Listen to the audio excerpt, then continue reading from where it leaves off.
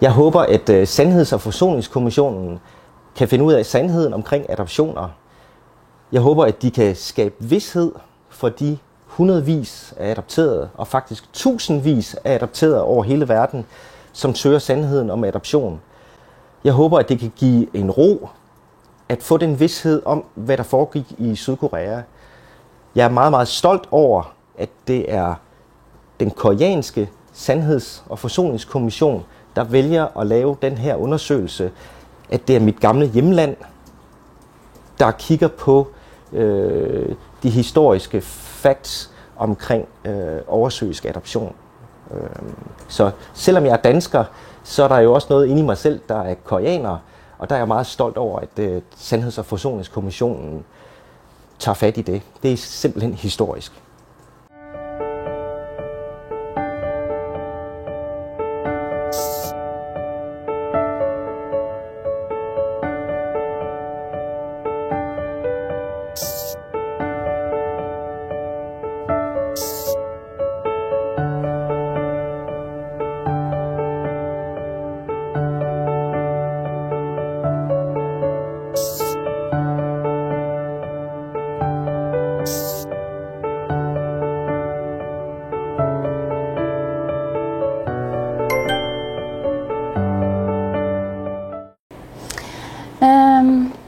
Mange adopterede går måske gennem livet uden nogensinde at skænke Korea en tanke, hvorimod andre de føler sig et eller andet sted også koreanske.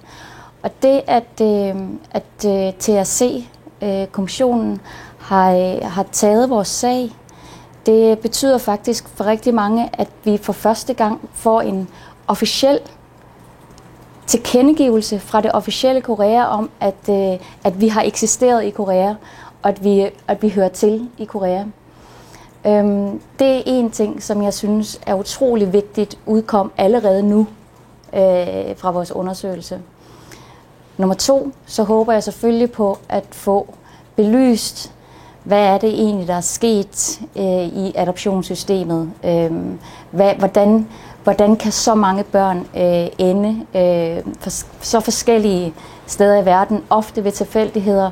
Hvad har været motivationerne bag, og hvad er egentlig sandheden om historien?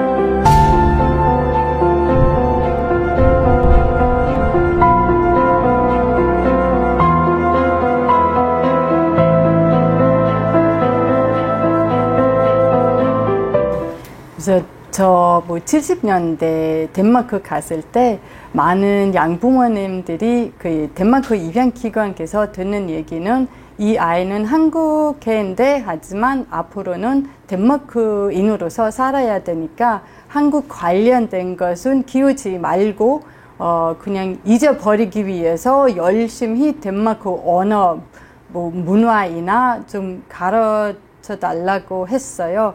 그래서 많은 친구들도 이렇게 한국 몸인데 본인은 한국인으로서 인정하지 않고 그래서 결론은 아이덴티티도 뭐 쉽게 그 정리할 수 없었던 것 같아요.